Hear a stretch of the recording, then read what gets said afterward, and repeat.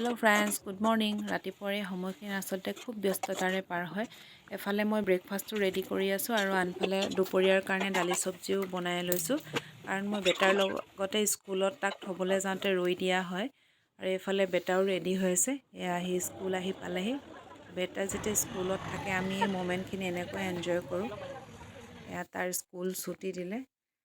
ঘৰলৈ আহি লৰালৰিকৈ তাৰ কাৰণে এয়া বনাই আছোঁ দালি, পনীৰ।